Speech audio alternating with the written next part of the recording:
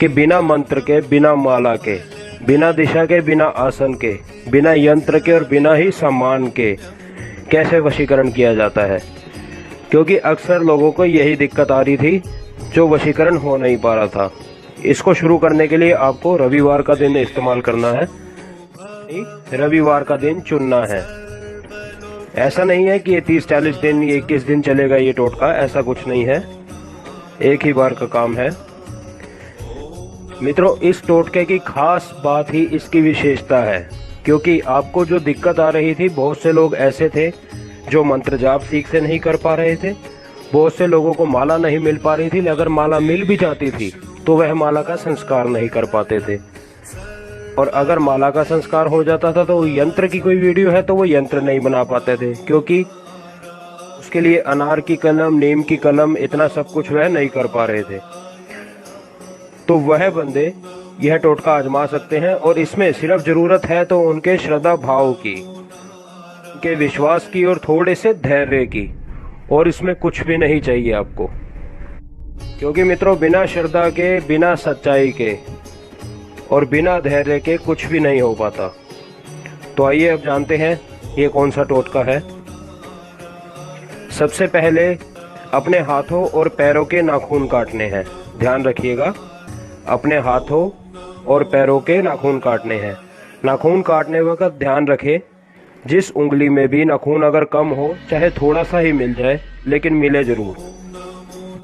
Total आपके पास 20 नाखून हो गए, 10 हाथ की उंगलियों के और 10 पैर की उंगलियों के। और यह सब अगर आप रविवार यानी संडे के दिन सुबह के समय में कर लेंगे तो ज़्यादा अच्छा है। इसको काटने के बाद जब भी आपको मौका मिले उस दिन में, तो इन सभी नाखून को इकट्ठा कर जला दें, और ऐसी जगह जलाएं जहां इनकी राख आपको मिल सके।